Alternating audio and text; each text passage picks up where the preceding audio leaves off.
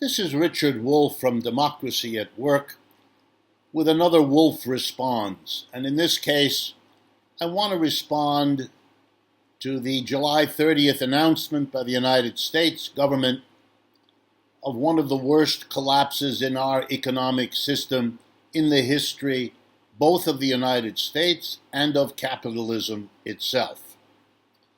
Over 9.5% drop in the output of goods and services in the second quarter of this year, April, May, and June. Alongside that statistic, another one, that continuing unemployment, people who can't get a job, has gotten worse over the last week or so than it was earlier. All in all, a grim picture of economic breakdown. What does it mean, and what should we do about it? Well, let me begin briefly with what it means. We have a capitalist system, and what that means is that we put the dominant decision-making power, economically, into the hands of a small minority of our people. They have a name. They are called employers, or if you like, capitalists. It really doesn't matter. Those people are driven by what they themselves refer to as their bottom line, the thing they are in business to achieve, profits. The bigger the profits, the more successful they are. And they will explain to you, sometimes quoting Milton Friedman, the economist, that the job of the businessman or woman is to make for a profitable business, nothing else.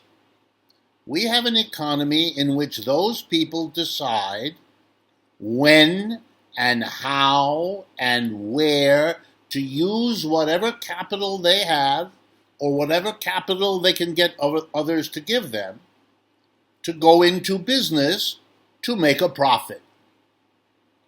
If they see a profit opportunity, they can choose to pursue it or not. If they don't see one, we know that they will not. Their decision, based on profits for themselves, will determine whether the vast majority of people have a job, what income they earn in that job, what the conditions, benefits, costs associated with that job are, where you will have to move to live if you want that job, and so on. We all allow, we the majority who are employees, the vast majority, allow the fact of whether we have a job and what benefits go with it and what conditions of life go with it to be determined by a minority of our fellow citizens who are in a position of employer/capitalist.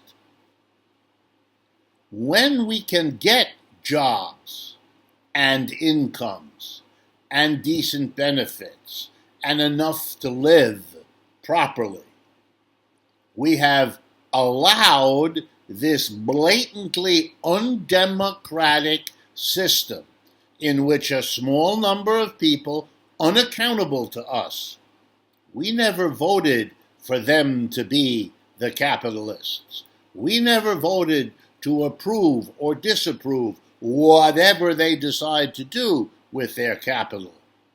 They made the decision, and we hope to get the job. Okay? If that system provides, it's understandable that we would allow, we the people, this system in which our jobs, our incomes, our very existence is held hostage by a small, unaccountable minority. But now we see where that system leads.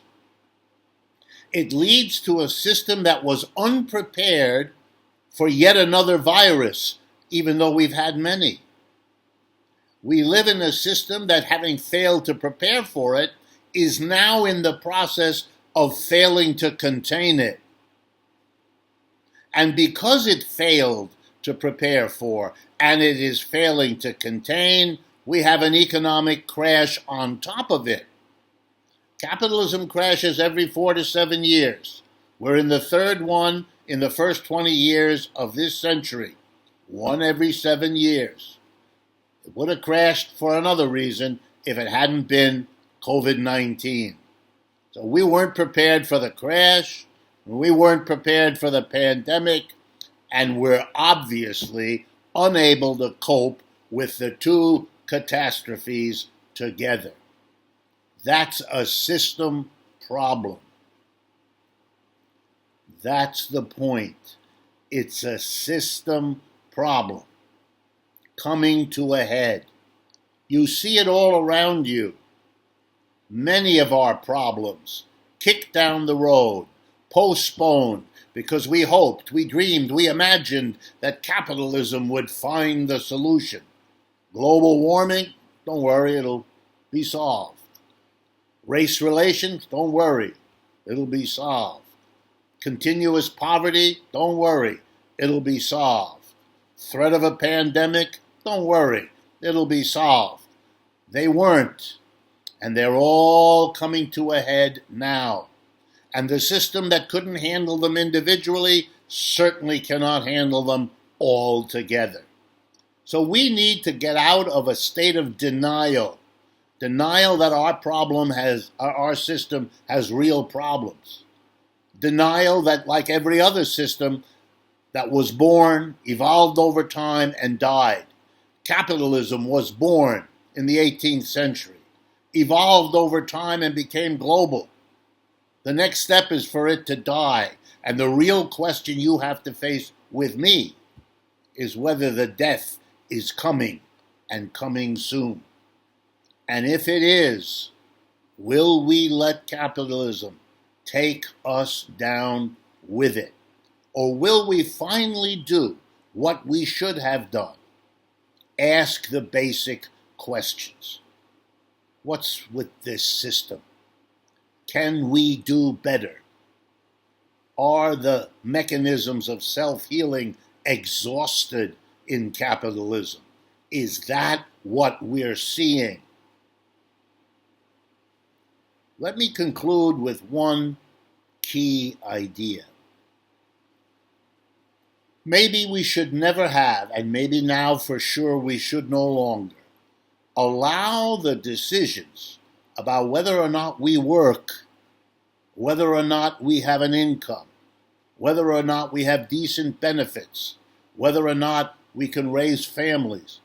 Instead of letting those issues be decided by a small group of people who will make the decision based on the question of whether there's profit in it or not for them. Maybe that's what has to change. Maybe the first priority, the bottom line, has to be we all work. We all give back for the goods and services we take out. We all have a right to a job. We need it as a group, and we need it individually. And we all have right to an income. And we all have right to decent job conditions and decent benefits. Maybe that should be the bottom line. And if we make a profit, good. And if we don't make a profit, that's not the bottom line. That's not the be-all and end-all. There's no small group that will make a profit and then do something good, or not make a profit and then not do something good. We're going to make the good things happen for the vast majority of the people, because that's what democracy always intended. We better ask the basic questions, because we are in a basic breakdown of our system. And pretending that that's not happening will not make it go away. Thank you very much for your attention. This is Richard Wolff for Democracy at Work.